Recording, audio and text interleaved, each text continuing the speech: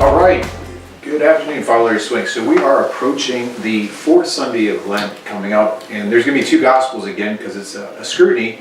So at the 12 o'clock Mass, I'll be talking about the man born blind for the scrutiny, and the rest of the Masses will be on the Prodigal Son. So I just want to talk about the end of the Prodigal Son and what happens when the Prodigal Son comes back, and the symbols, and how it shows the effects of what happens when we go to confession. And right now, I'm sure a lot of you are preparing for confession during Lent, as we should, but maybe look at the effects. And the first off, it says that the father said to his servant, "Quick, bring me the best robe and put it on him." All right, so what does a robe represent biblically? The robe represents the robe of righteousness, which means holiness. And it comes from Isaiah chapter 61, verse 10, where righteousness it means to be in the state of grace. So, when we're baptized, there's a baptismal garment put on us, and every time we go to confession, and if for some unfortunate event we're in serious sin, when we go to confession, God puts that robe of holiness back on us and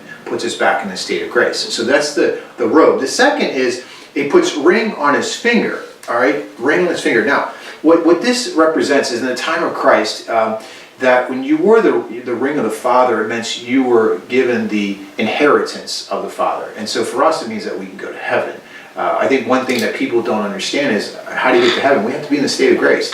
And when we go to confession, once again, we are given that sanctifying grace back that was if we lost it from our baptismal innocence. So the idea that the inheritance is ours, and the Father puts that ring back on our finger.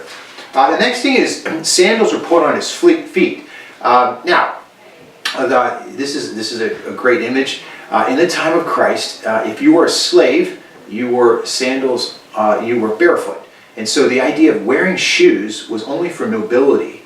And so if you take that imagery of slavery, if someone struggles with addiction, a sort of addictive behavior, or some kind of habitual sin, confession is the thing that breaks that chain, that slavery to sin, and allows us to be set free. So once again, that one of the effects of confession, it allows us to be less susceptible to habitual sin. And the Lord puts through the priest sandals on our feet, and then the fatted calf.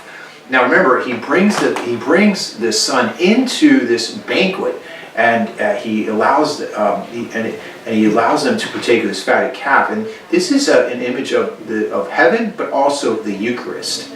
That we're allowed back to the Paschal feast, that we're allowed to partake of the Lamb of God who takes away the sins of the world. That that we're allowed to go back to Holy Communion if we weren't allowed to because of something impeding us. And so once again, this all happens, when we come to confession.